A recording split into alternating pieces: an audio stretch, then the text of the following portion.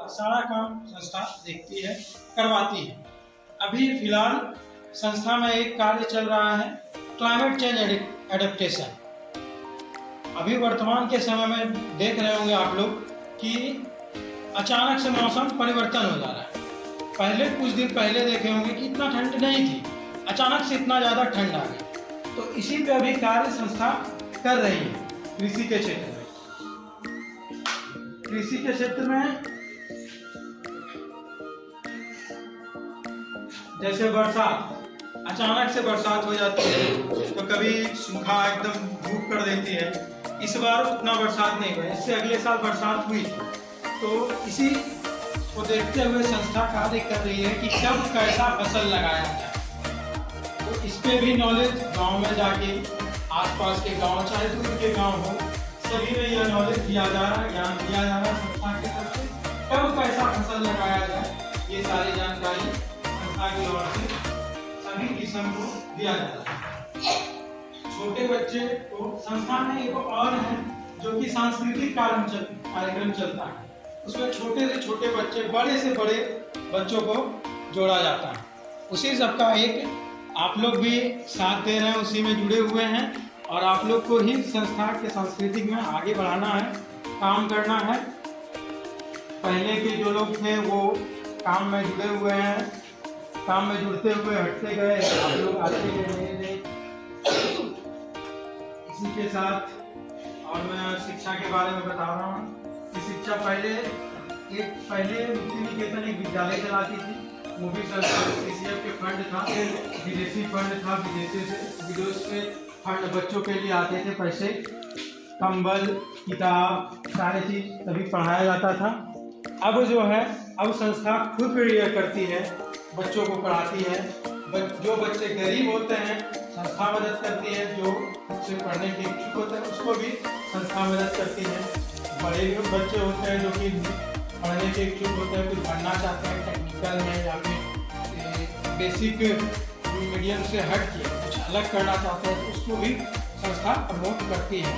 आप में से भी कोई आगे बढ़ना चाहेंगे सांस्कृतिक हो चाहे अलग टेक्निकल में, तो उसमें भी संस्था सबका हेल्प करेगी और हमेशा करती आई है। फिलहाल जो जानकारी था संस्था के बारे में वो बताया। अब मैं संस्था से रिलेटेड अपने बारे में बताता हूँ। जब मैं 2014 में आया तो उस समय संस्था में एक विद्यालय चल रहा था जो कि अभी चल रही है। उस टाइम में 2014 में संस्था में आया, जो प्रतिभा भास्कर विद्यालय में आया। उस टाइम टीचर के रूप में मैं आया। पहले मैं जसीडी में था, आया सर ही हमको लाया, उसके बाद बच्चों को पढ़ाया। उस टाइम तक मैं कुछ नहीं, मुझे कुछ मालूम ही नहीं। सर के सानिध्य में आया तो उनसे मैं सीखते गया, धीरे धीरे सीखते, कैसे पढ़ाना चाहिए, कैसे बच्चों को हैंडल, सारे समूह को एक साथ एकत्रित करके कैसे अपने और आकर्षित करना चाहिए, ये मैंने उन्हीं से सीखा। उसके बाद 2015, 2016 आगे बढ़ते गया। 2018 मैंने स्कूल छोड़ा और संस्था में पूरी तरह संस्था में आया। संस्था के स्कूल यूनिट छोड़ के पूरे संस्था में इंक्लूडेड हो गया। 2019 में मैं चले गया कॉलेज, संस्था के साथ कॉलेज भी रह गया। तो उस टाइम जब मैं संस्था में आया तो चाइल्ड लाइन एक आई थी, चाइल्ड लाइन NGO ही है, NGO से रिलेटेड बच्चों पे काम करती है। मैं उस टाइम उसी में आया और कंप्यूटर से रिलेटेड काम करने लगा। उसके बाद मैं 2019 में कॉलेज गया, जो कि संस्था के थ्रू ही भेजा गया। वहाँ भी कंप्यूटर का ही काम करना है। यहाँ जितने भी नाबार्ड की संस्था में जितना प्रकार का प्रोजेक्ट हो, कोई भी संस्था का काम हो, पर्सनल हो या फिर दूसरे का भी काम आता था, वो भी मैं कंप्यूटर के माध्यम से करता था। अभी भी कर रहा हूँ, आगे भी करता रहूँगा। आप सबका भी जो भी टेक्निकल काम होगा सांस्कृतिक कार्यक्रम का, वो भी मैं करूँगा। और मुझे लगता है इसमें शायद ही 1, 2 टीम होंगे जो कि मुक्ति निकेतन परिसर में पहले आ चुके होंगे या हमारे सांस्कृतिक संगोष्ठी में इन्होंने भाग लिया हो। बाकी बात सारे बच्चे नए हैं और इनको मोटिवेट करने का हम लोग इसलिए काम कर रहे हैं कि आए दिन नए वर्ष में सभी लड़के पढ़ने वाले, लड़कियां भी पढ़ने लिखने वाली हैं, इनको किसी भी प्रकार का परेशानी होता है पढ़ाई लिखाई में, आप मुक्ति निकेतन को जानिए। एक बहुत बड़ी प्लेटफॉर्म है मुक्ति निकेतन। आपको एजुकेशन बिल्डअप में यहाँ पे बहुत ज्यादा सहायता मिलेगा। भैया ने बताया ना आपको कि ये 2016 में के पहले ये कहीं और थे, जो सिटी में कहीं अपनी पढ़ाई कर रहे थे, इनको यहाँ पर लाया गया। आज इनको भी अनुभव हुआ और इन्होंने आपके बीच में बांटा। ऐसे बहुत सारे लोग हैं जो आपको इनके बारे में बताएंगे। सबसे पहले ये बच्चों को जानना होगा कि संस्था को जो एजुकेशन को आगे बढ़ाना है बच्चों को, तो संस्था एक ही वर्ड कहती है, अपने अंदर डिसिप्लिन। डिसिप्लिन का मतलब है सबको पंक्चुअल भी होना होगा और बात बड़ों का आदर भी करना होगा, ये सारे अपने अंदर लाना होगा। सफाई से लेके सबसे बड़ा काम है सफाई का। दूसरा है पंक्चुअलिटी, समय पे जो समय आप लेते हैं वो समय पर आपको करना ही है, चाहे बारिश हो, आंधी आए, तूफान आए, ये आपको पंक्चुअल होना ही है, तभी आप आगे बढ़ सकते हैं। संस्था का सबसे बड़ा उद्देश्य है कि पंक्चुअलिटी, बच्चों के अंदर पंक्चुअलिटी लाना और वो सफाई लाना, ये संस्था करती है और यही चीज़ आप लोग के अंदर भी लाना है। पंक्चुअलिटी ले आए तो आप आगे बढ़ना स्टार्ट होगा।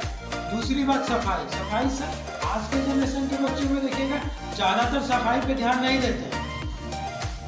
ठंड लग रहा है, ठंड छोड़ दिए, नहाएंगे नहीं, ऐसा नहीं करना है। आप नहाइए, ठंड खुद भागेगी। और सबसे बड़ा चीज़ है पंक्चुअल होना, समय पे, समय की बात है। समय जो दिया गया उस समय पे पहुंच जाता है। 1 मिनट लेट हुआ तो समय में बहुत बड़ा लेट कर दिया, पूरे लाइफ में 1 मिनट लेट हो गया।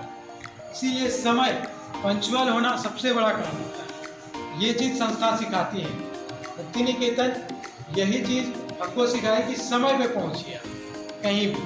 हमारे बड़े बाबूजी संस्थापक थे, लेकिन वो हमेशा, हम 1 मिनट लेट हुए तो हमें बाहर कर देते।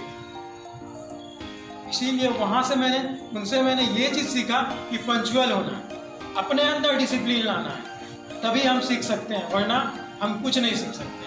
1 मिनट लेट हुए, आधा मिनट लेट हुए तो हम कुछ नहीं सीख पाए। बड़ा लेट कर दिया, आधा मिनट लेट किए बहुत बड़ा लेट कर दिया, क्योंकि हमने आधा घंटों लेट करते तो वो अलग बात होती कि हाँ भाई हमने घंटा लेट कर दिया, लेकिन आधा मिनट मंजिल पहुंचने में आधा मिनट लेट कर दिया तो बहुत बड़ा लेट कर दिया। तो ये चीज़ आपको सबसे ज़्यादा ध्यान देना है। समय, जो समय है उस समय पर एकदम समय से पहुँचो।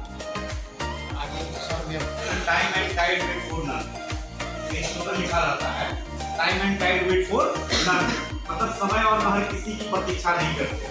अगर आप समय से जगते हैं या समय के पहले जग जाते हैं तो समय आपका हर वक्त इंतजार करेगा। अगर समय के बाद आप जगते हैं तो समय आपको हमेशा इंतजार करवाएगा। तो हमें समय से हर काम करना चाहिए। और दूसरी बात उन्होंने अच्छा इंपॉर्टेंट बात बताई कि सफाई, हमारी कुछ कमी दिखी होगी इनको या इस कमी को हम लोग पूरा कर सकते हैं, थोड़ा ध्यान में रखना है कि हमारी सफाई निहायत जरूरी है। दूसरी बात कि आज इन्होंने अपना जो समय हमें दिया है इसके लिए बहुत बहुत धन्यवाद आपको।